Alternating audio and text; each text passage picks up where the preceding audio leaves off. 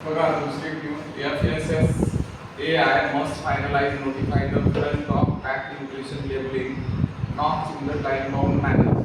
तर तुम्हाला माहित आहे की फूड मध्ये बरेच भेसळ होत आहे, बरोबर आहे.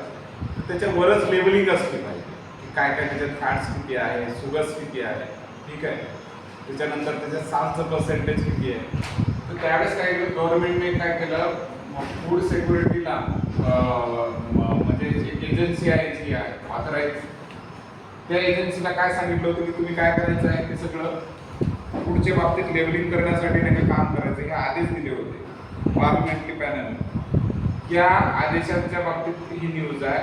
तर किती महत्त्वाची आहे बघूया. आता panel was dismayed to note that the draft FOPNL regulation were notified September 30, 2022 and that more than the 14,000 stockholder comments have been received which are presently under the examination and wider consultation.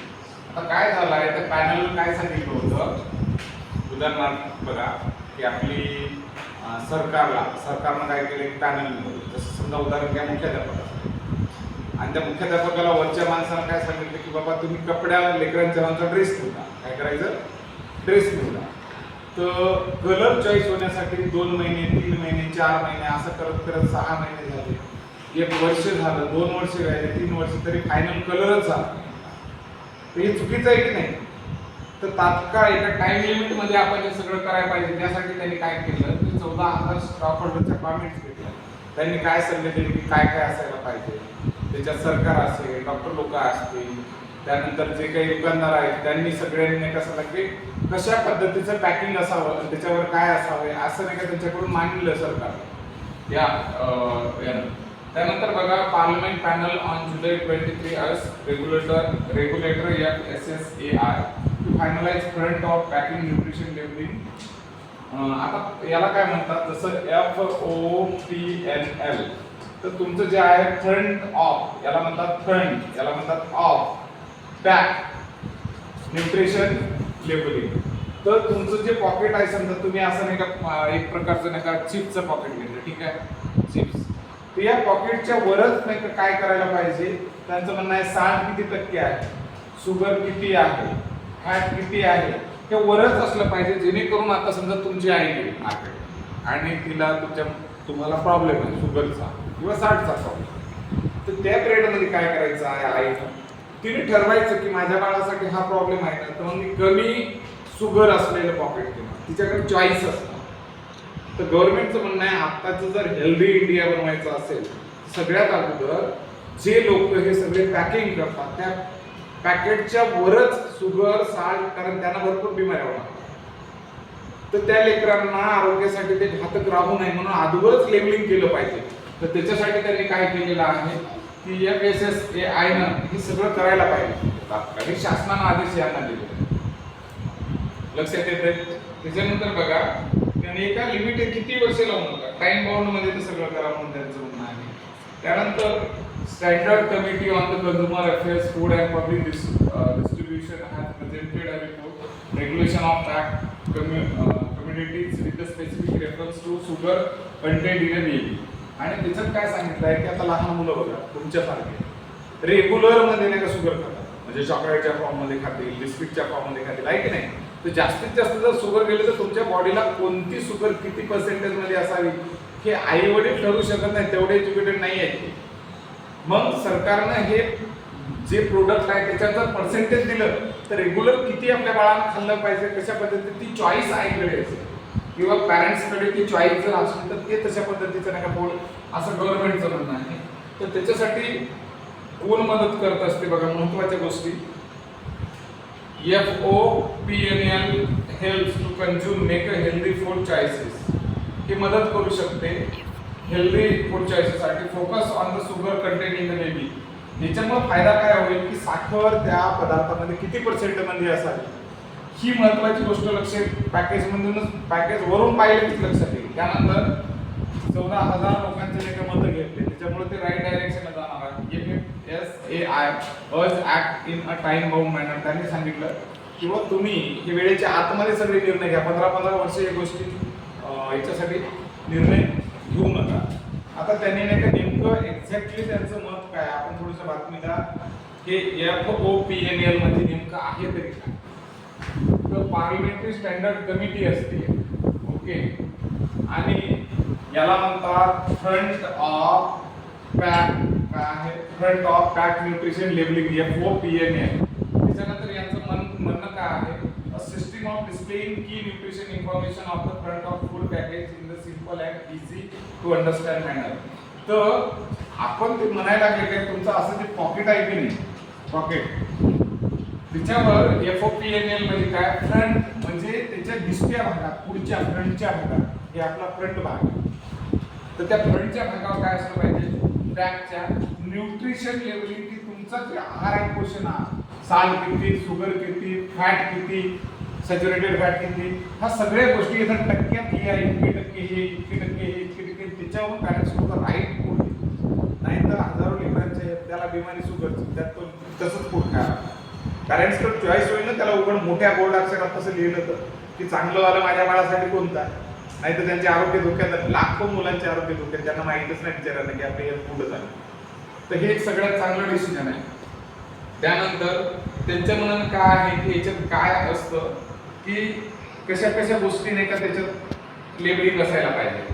तर त्याने सांगितलं की शुगरची labelling असावी, salt म्हणजे सोडियमची मात्रा, ज्याला आपण Na म्हणतो, सांगितलं होतं तुम्हाला सोडियमचं, सॅच्युरेटेड फॅट किती आहे, ट्रान्स फॅट किती आहे, आणि एनर्जी कॅलरीज किती आहे. तर पॉकेट घ्यायचं कधी, चिप्सचं घ्या, कशाचं घ्या, आणि त्याच्या पाठीमागून असं एकदम बारीक अक्षरात काहीतरी असतं, निरीक्षण करा. आणि तुमच्या हेल्थसाठी सुटेबल आहे की नाही, डॉक्टरला तुमच्या हेल्थमध्ये काय डिफिशियन्सी आहे किंवा काय जास्त आहे हे पाहिलं की डॉक्टर सांगतात बाळा तुझ्यासाठी हे चांगलं आहे किंवा हे तुझ्यासाठी घातक नाही. तर आपण कधी टेस्ट करत पण नाही आपल्या बॉडीच्या, आणि त्यामुळे नाही का अशा पद्धतीचं हे सगळं, आणि आपण फक्त खाण्याशी मतलब ठेवतो, हे बारीक किती वाचत पण नाही, वाचतो का कधी. त्याच्यासाठी ह्या गोष्टी पक्क्या लक्षात ठेवा, तुमच्या आयुष्यासाठी फार महत्वाचं आहे. त्याचा हेतू काय आहे, ते लेबलिंग करणं, सरकार एवढं का फोर्स करत आहे लेबलिंग करण्यासाठी. तर health consumer make a quick and inform food choices, की ते गिऱ्हाईकाला मेक अ क्विक, ताबडतोब इन्फॉर्म फूड चॉईसेस, की त्याला इन्फॉर्मेशन देतात कशासाठी, कसं कोणतं फूड चांगलं आहे याची माहिती ताबडतोब, आणि अन्नाची चॉईस राहणार. जर समजा याच्यात 20% साल्ट आहे, याच्यात 10% सॉल्ट आहे, माझ्या बाळाला जर समजा नाही का 20% सॉल्ट नाही जमत, 10% वाली आई चॉईस करू शकते. तर हे त्याच्यासाठी फूड चॉईसेस आहे. त्याच्यामुळे त्या लेकराचं आरोग्य धोक्यात येणार नाही, आणि ते क्विक डिसिजन घेऊ शकेल, कारण लेबलवरून पाहिल्या कळेल की याच्यात 20% याच्यात 10% आहे. मग आई कोणत्यासाठी तिला चॉईसेस आहे. त्यानंतर reduce the burden of non communicable diseases such as obesity, diabetes, hypertension. तर बाळांनो लक्षात ठेवा, NCDs म्हणजे काय म्हणतात, नॉन कम्युनिकेबल डिसीजेस, म्हणजे संपर्कानं हे रोग होत नाहीत, बाजूला बसलं की रोग होत नाहीत, त्याला म्हणतात NCDs. तर या बातमीवर एक लक्षात येते की जर लेकरांच्या पोटात जास्त साखर किंवा हे लठ्ठपणाचा आजार होते, शुगरची बिमारी होते, हायपरटेन्शन, जास्त ताणतणाव वाढत असते, तर लक्षात घ्यायचं की लेकराला हे कळतच नाही तुम्ही काय खातात. तर त्याच्यामुळे काय व्हायला लागलं, ओबेसिटी. पाहा तुम्ही चिप्स खाणारे माणसं हे लगेच त्यांचं पोट पुढे आहे की नाही, हा चालताना काय उठलं की सुटलं, धरलं चिप्स खाल्ले, त्याच्यामुळं लठ्ठपणा, ओबेसिटी वाढते. डायबिटीज, काही लेकरांना नाही का उठलं की सुटलं चॉकलेट, बिस्किट, काहीतरी स्वीट वालं, ते स्वीट वाल्याच्या नादात नाही का डायबिटीज होऊन जाते, हायपरटेन्शन, ताण वाढत असतो. तर लक्षात ठेवा, ह्या बिमाऱ्या रिड्यूस करणं म्हणजे कमी करायचं काम करण्यासाठी हे लेबलिंग असणं महत्वाचं आहे म्हणते. आणि त्याच्यामुळे लक्षात ठेवा, promote healthy and balanced food choices. याच्यामुळे काय होते, प्राधान्य देणं कशासाठी, आरोग्यदायी आणि संतुलित अन्नाच्या निवडीसाठी हे गोष्टी फार महत्वाच्या आहेत. त्याच्यानंतर हे बघा की हे अबाउट FSSA, आता हे कुठं आहे, ते 2008 मध्ये नाही का FSSAI स्थापन झालेलं आहे. याला म्हणतात काय, फूड सेफ्टी स्टँडर्ड काय आहे, ऍक्ट इंडिया. किंवा आता याच्यात नाही का बघा की 2006 मध्ये याचा कायदा झाला होता, 2008 मध्ये याची स्थापना झाली. हे कोणाच्या अंडर खाली FSSAI चालू आहे, तर मिनिस्ट्री ऑफ हेल्थ, म्हणजे याला म्हणतात आरोग्य विभाग आणि कुटुंब कल्याण. म्हणजे FSSAI food safety and standard जे आहे तर ते नाही का कोणाच्या अंडर काम करते, तर ministry of health and family वेलफेअरचे, आणि त्याचं मुख्यालय कुठं आहे तर नवी दिल्ली येत आहे. तर लक्षात ठेवा याचा मुख्य हेतू काय, सेटअप फूड सेफ्टी स्टँडर्ड की दर्जेदार अन्न ठेवणं. दुसरं लायसन्स वाले दुकानं जे आहेत, लायसन्स फूड बिझनेस, की त्या दुकानाला लायसन्स असलं पाहिजे, उगाच कोणी दुकान नाही चालवायचं. आणि ensure the quality and safety of food, आणि निश्चित करायसाठी हीच FSSAI आहे की ज्याच्यामुळं अन्नाचं सुरक्षा प्लस त्याचा दर्जा, क्वालिटीचं जेवण आहे, क्वालिटीचं फूड आहे, याच्यासाठी हे ऑर्गनायझेशन आहे किंवा संस्था आहे. आता याच्यावर आपल्याला अजून एक गोष्ट नाही घ्यायची आहे, म्हणजे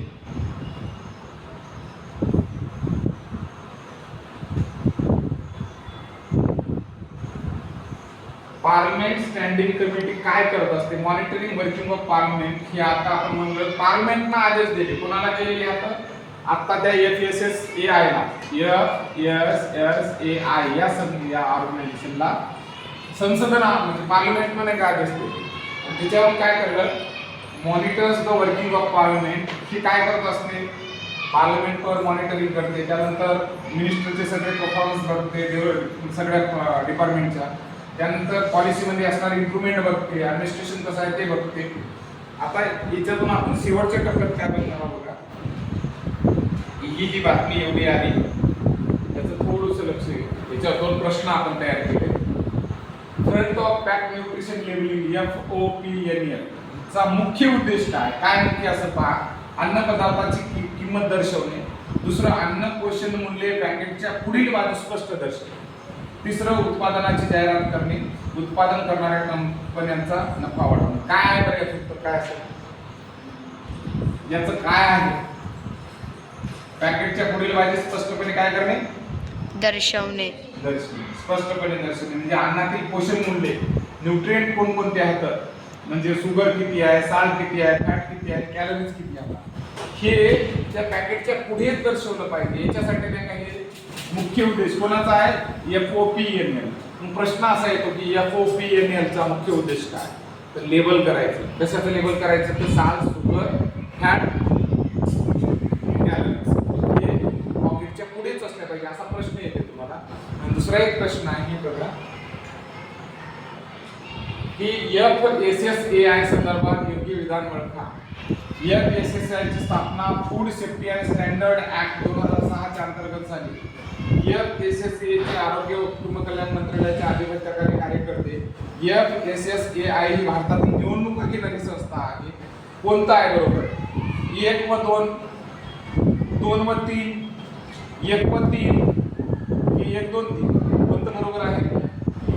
FSSAI ची स्थापना food safety and standard act 2006 नुसार झाली, बरोबर आहे. बरोबर. दुसरं, FSSAI आरोग्य व कुटुंब कल्याण मी सांगितलं होतं ना, हेल्थ व वेलफेअर, ते काय म्हणते फॅमिली वेलफेअरचं, तर हे 2 नंबरचं म्हणजे 1 व 2 त्याचं उत्तर आहे. ते 1 व 2 लक्षात घ्यायला ते विचारतात FSSAI साठी कोणतं विधान लागू होते, तर हे 2006 च्या ऍक्ट नुसार नाही का स्थापन झालेलं आहे FSSAI.